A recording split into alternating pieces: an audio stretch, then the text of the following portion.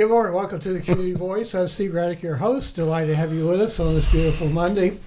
We're pleased to have in studio Bruce Guthrie because this is the week. We've been talking about it for several weeks now. But coming this Thursday from 9 to 3 p.m. at City Station is the 2025 Carroll County Fentanyl Awareness Summit. It's how many years now? This is the third one. Third year, and it's growing and it's becoming more impactful every year. Just a couple of numbers so that you'll know. We tend to average in the 20s for deaths due to fentanyl in Carroll County. Fentanyl is 100 times more powerful than morphine and 50 times stronger than heroin. 64% of the drug-related deaths in Carroll County are due to fentanyl. And the average age of death, this is the horrific part to me, or one of the many horrific parts, is the average age of death due to fentanyl is 43. So the public is invited and encouraged to attend. This is part of the Carroll County Fentanyl Awareness Coalition. StopFentanylNow.com is the website. There's going to be a lunch. Lunch is provided this Thursday. Go to tanner.org/fentanyl to register for lunch. We're going to have all kinds of speakers, including Brian Gibson, Lindsay Sizemore, law enforcement officials, our own Carroll County Coroner Keith Hancock, and testimonies from those who have lost loved ones. And I imagine, Bruce, you'll be speaking also. Not this time. I've spoken in the very first one. And given my story, and I have, done some things up there. I am not on the list this time. I think they want to do a little more, just change it around a little bit. We're going to have plenty of vendors. Again, it's open to the public. Lunch is provided 9 a.m. to 3 p.m. on City Station, 2115 Maple Street, Carrollton, Georgia. We'll talk about that several times going forward. Again, our guest this morning is Bruce Guthrie. He's a journalist, a longtime journalist. He's now an activist to bring awareness to the fentanyl issue and to hopefully stop the use of fentanyl in this country. His story involves the death of his son, and I think the most appropriate thing, Bruce, is just to tell us your story. March 16th, 2021. Was the day that I will probably never forget. It was the day, the morning, March 15th, overnight, into the 16th, I got a call about 3 o'clock in the morning saying that my son Cody was gone. Without going into a lot of details, and on that, I went to the emergency room, which was just about 2 minutes from my house, and I went and seen it for myself. And I can't really tell you the feeling. It's really indescribable to watch him lay there on that gurney and know that he was gone. And how old was he? He was 29. Had he had difficulties and issues all his life? Well, most of it. He was a football player. He was really good. Yeah, he was really good. He was on a team in North Little Rock, Arkansas, which was a 7A school. Alabama fans, if they knew Altie Tenpenny, who was tragically killed later on, or years ago in a car accident. But Altie Tenpenny, who played for Alabama, went to that same school after Cody did. It was a road game, and he had got his cleat hung in the turf, and he rolled and broke his ankle. And that is when the pain pills and everything kind of caught hold of him at that point. And he became addicted to pain pills then. And from there, everything just kind of spiraled out of control. And through his 20s, in and out of incarceration at every level, state and federal, it just kind of spiraled out of control from there, and I don't really know how to describe all of that experience because there's stories inside all of that. But he was a football player, so I assume he had a normal kind of high school life. And he was an achiever. Yes. And he was competitive. Yeah. And all those kind of things. And and then it turned completely. Yeah, just an all-American, blonde-headed kid, had a girlfriend, all of that, and was just from there. It just spiraled out of control. He kind of got in and out of prison. He was doing things with the wrong crowd, and just. But now fentanyl wasn't prescribed for him. No, it was not. But he somehow got a hold of it. He got a hold of, I think, and I don't know the circumstances, because a lot of times these cases don't get investigated to the full extent, because there's a stigma about drug addicts and about, addicts in general, that, they were just addicts, so it was an accident. Well, somehow they got a hold of those things. And what I believe is that he got a hold of a pill that he didn't know was fentanyl. Well, in my opening statement, it says here that it's 100 times more powerful than morphine and 50 times stronger than heroin. Yeah, and he did have some back trouble. And I believe he got a hold of something that he thought was one thing, and it turned out to be another. His girlfriend, who found him in the bathroom at 1 a.m, said that he had some pills on the side of the bathtub there, and he was just sitting there on the toilet, on the top there, and he was just hunched over. And by the time they got to him, they had Narcaned him a couple of times, and it didn't work. And I think he. In some ways, I think he drew and gasped one more breath while they were Narcanning him, and it didn't register. It didn't work, and that was it. They took him to the hospital, and here we are now. And just it's a little tough to talk about just because I wasn't there, and I have to realize and recall from other people's talking about it, and especially the girlfriend. I mean, she was there. They had an argument that night, and she went to bed, and he went to the bathroom, and then she woke up, realized he wasn't in bed, and went to go get him. The bathroom door was locked. She had to bust it open, and there he was. This may be a little bit too penetrating to ask, but do you feel some sort of guilt in terms of not being there enough for him? Oh, Steve, I'm going to tell you, I have replayed his whole childhood since he died. I mean, over and over again, wondering what I could have done. Was there something else? I mean, was there something? But Cody was never the kind of person that would ask for help. He was never the kind of person that would be open about things. And there were things going on. I mean, my divorce from his mother hurt him because, it happened when he was 5 years old. And I think he was just, very hurt and very struck by it. And there was a lot of tumultuousness between his mother and me. But, I had to figure out that no matter what, I think every parent looks back whenever, there are several parents here in Carroll County that I talk to that go through the same thing. You can't blame. I blamed myself for a long time, but I realized that wasn't productive. And so it's time to move on. Do I wish I had another chance to do something different? Sure.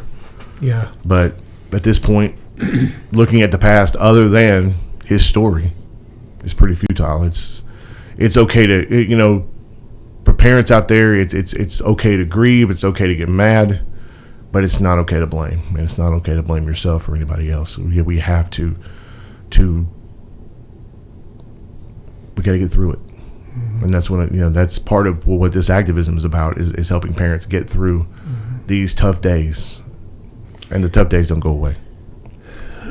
Before we take a break, the issues of growing up, like Cody had, have been part of recent memory, last half century or so in America. But never have we had a drug seemingly as deadly and as powerful as fentanyl. That's absolutely true. Now, fentanyl in its intended uses and purposes is great, but when it's becoming illicitly manufactured, it is deadly, and it's immediately deadly. A sugar packet, a Splenda, whatever you use, just a small packet will kill an entire auditorium full of people, and that is incredibly lethal. when Keith Hancock was on the program, I referenced an arrest of a Douglas County guy in Paulding County with 2.2 pounds of fentanyl.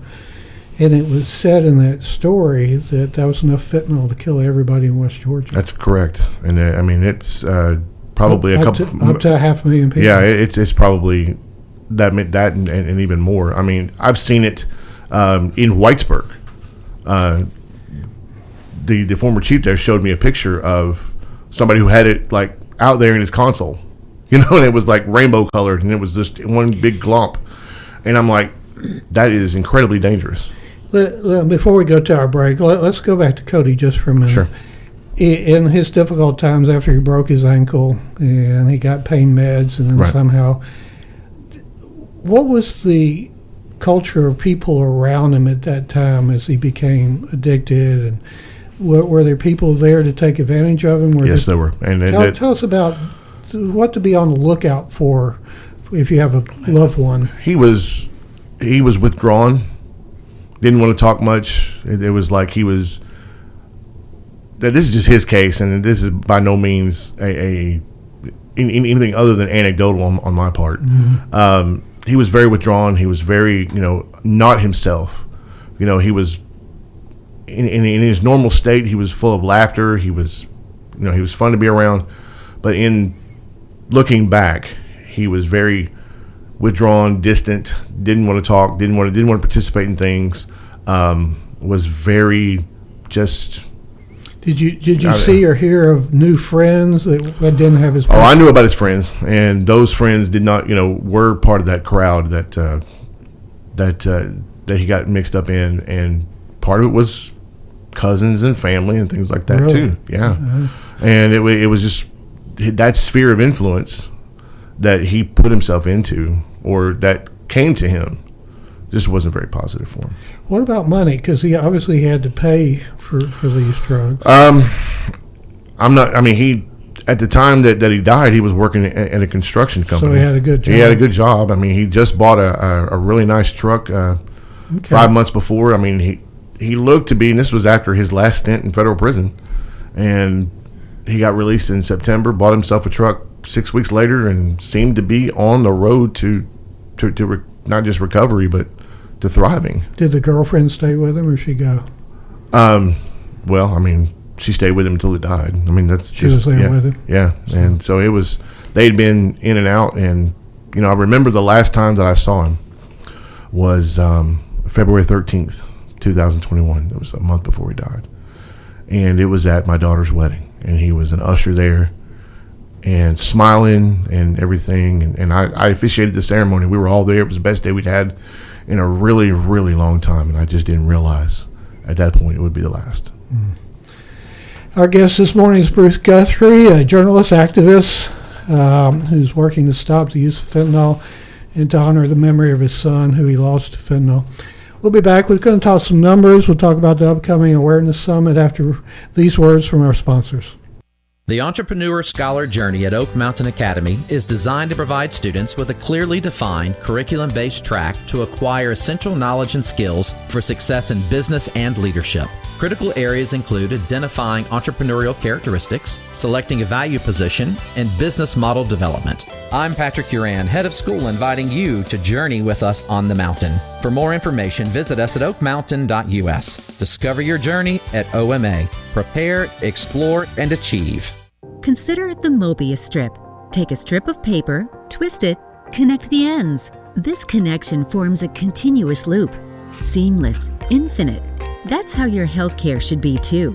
At Tanner Health, the Mobius is our symbol and our promise, representing our continuum of care and our commitment that the services you need will be here for you always. We're not just changing healthcare, we're redefining it. See more at tanner.org.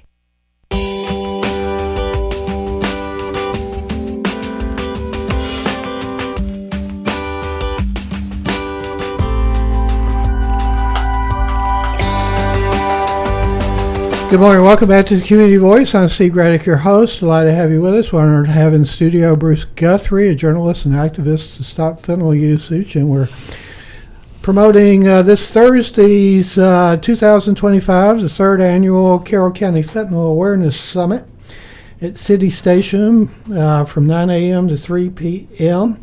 Lunch will be provided. We ask that if you're going to take advantage of a lunch to register at tyner.org/fentanyl.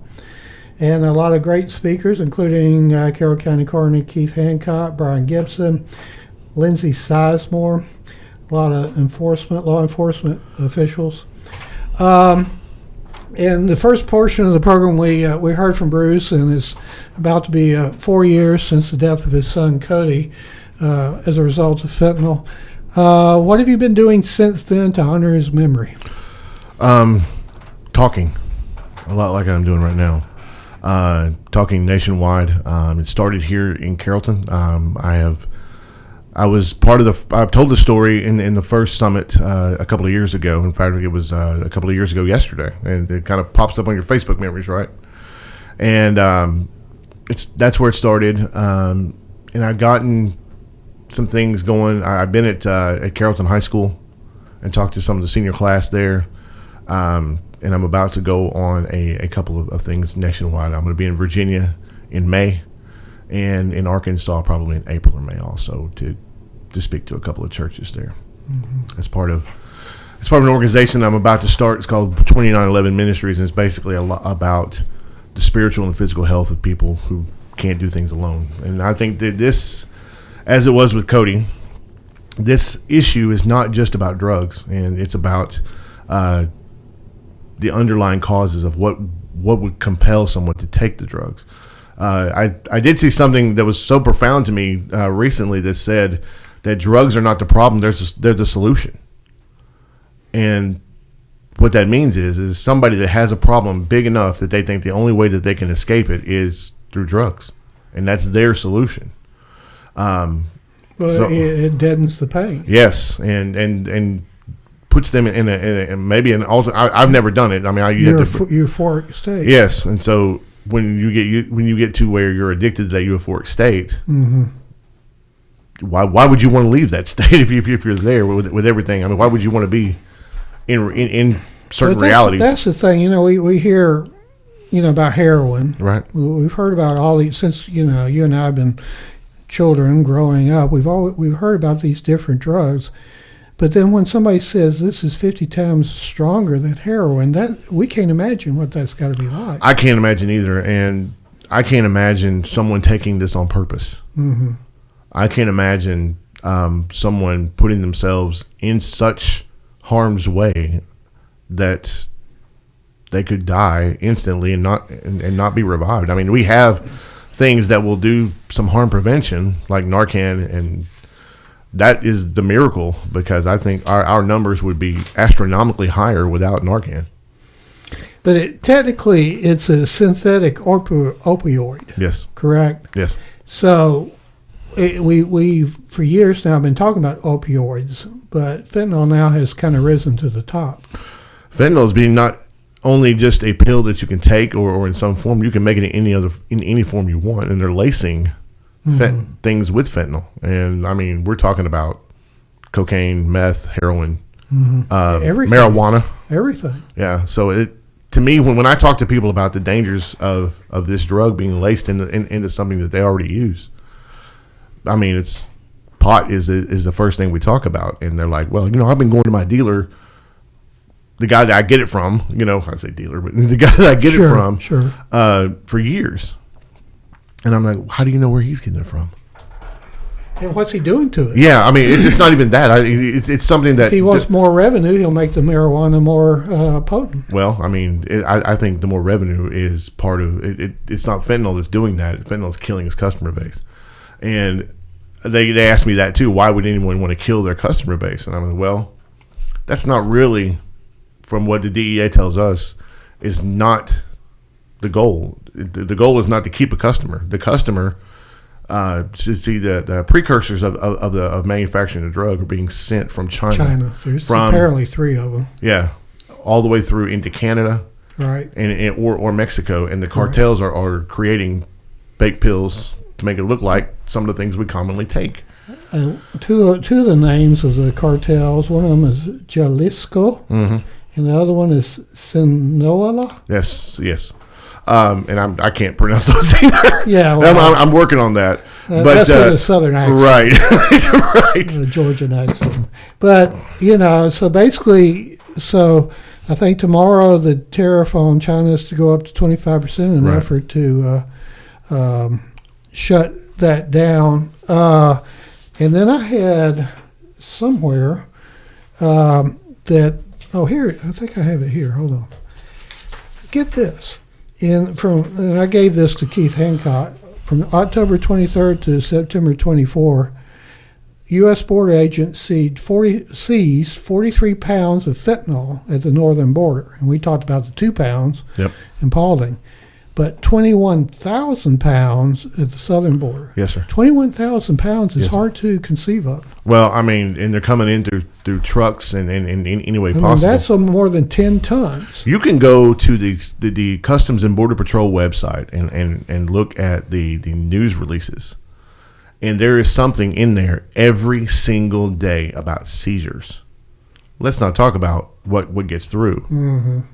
They seize that much. And they're not getting it all. And they're not coming close to getting it all. But now you and Cody, y'all were in Arkansas. Yes, sir. But now here we got Atlanta. Everything goes to Atlanta and then trickles out here. In Arkansas, is there a depot like Atlanta there? Or? Little Rock. Little Rock is like that? Yeah, and plus there's a highway 40. Yeah. Interstate 40 goes straight through it, east and west, and the Interstate 30 from Texas goes right into Little Rock. There's an airport out there too. Yeah, there is the Bill and Hillary Clinton National Airport. Yeah. So yeah, I mean I don't think anyone's immune. I don't think wherever you go. So you even Arkansas with the interstates and with the airport, it's just like Atlanta with the interstates. Yes, sir. It's just on a smaller scale. Just much smaller. How many people in Arkansas? Oh my gosh, 3 million. 3 million. Yeah, that's not very many. Yeah, I mean it's not many. I mean it's Metro Atlanta. The population of Metro Atlanta is the same as Arkansas, and that's. Part of the reason that I moved here. I think Metro's bigger than that. Probably for sure. Oh, I'm sure. I mean, it wasn't 4 years ago, but I'm sure it is now. Now it's terrible. And that's why, part of the reason that I moved here was, and I could make a lateral move as a journalist to here. And it was something to where, like, I spent a week in Arkansas last week. Really? And I, every time going through there's always some reminder. There's always some little thing. The sign, there are billboard signs on the hospital where he died. Those are everywhere. And just little memories. So I just kind of had to, for my own mental health, I just kind of had to get out of there and just kind of, because it's so small and there's so many people that were connected that you could just run into him or run into somebody that knew him. And it was just, it's always hard. You've been involved in this annual Carroll County Fentanyl Summit since its conception 3 years ago. Tell us about this summit. Tell us about local law enforcement, and how do you think Carroll County is faring now in the battle against fentanyl? Well, first of all, I want to thank Chief Joel Richards for allowing me to be a part of this. He came to me very early in its infancy and asked me if I wanted to be a part of it because he knew my story. And it was just 2 or 3 of us to begin with, and now it's grown into, I mean, you go into, you've been to those meetings, Steve. You see how full that classroom is. I think local law enforcement here is working together, and I'm talking about Carrollton, Villarica, the Sheriff's Department are working together tirelessly to make this better and to improve these numbers, and they have. The cooperation with the Carrollton Police Department, the Villarica Police Department, with me personally has been excellent, and I value my relationships with those departments to be able to help battle this fentanyl stuff that's going around. And it's just some of the body cam images, if you've ever seen them, are absolutely terrifying and horrifying. And they're just, it is, there are days, there was one particular one that they showed at one of the meetings that really kind of got to me personally. And it's just one of those things where, it's there, y'all. I mean, it's if we're talking to the public, I'm going to say it's closer to you than you think.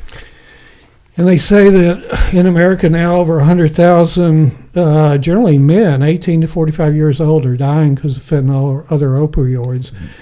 Which, when we see, longevity charts, and you can live longer in Switzerland and Norway, and a lot of the reason we're losing that longevity is because we're losing so many young people to fentanyl. It's getting younger. I mean, that we did say that it was, 43?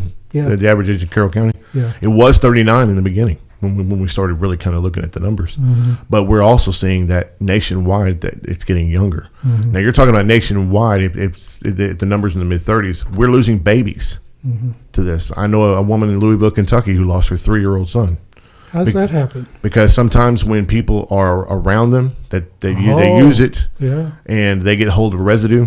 Even residue getting into your skin will seep into your skin and kill you. Because it's only like a milligram. Right. You don't have to use it to die from it. All you have to do. I mean, there was a 2 milligrams. Yes. There was a Memphis cop who was doing a search on a house, not even looking for drugs, came across a dresser that had residue on it and put him in a coma. 2 milligrams is considered a lethal dose. Yes. We're going to wrap up the program, and then we'll let our sponsors take us out up to 9 o'clock. But we just want to remind everybody that this Thursday, March 6th, why is it important to attend? I'll leave that to you. I think that it's important for education. And I think that's what we want to do. We want to educate the public as much as we possibly can. And not just that it's out there and it will hurt you and it will kill you, but there is hope. There is a hope that if you're in recovery, that if you are looking to recover, that there is hope for you to be able to live the life that you want to live without putting your life in danger. Thursday, March 6th, 9 a.m. to 3 p.m., City Station 2115 Maple Street from 9 to 3. As I said, some incredible speakers, some incredible information, and we're going to hear some very moving stories like we heard this morning from Bruce Guthrie. Bruce, thank you for coming in, sharing our story. Hopefully this will touch a whole bunch of people in a lot of different ways and different places. Thank you for having me, Steve. Our gratitude to our sponsors, Oak Mountain Academy and Tanner Health System. Go out and make it a great day. You're in tune to WLBB Carrollton.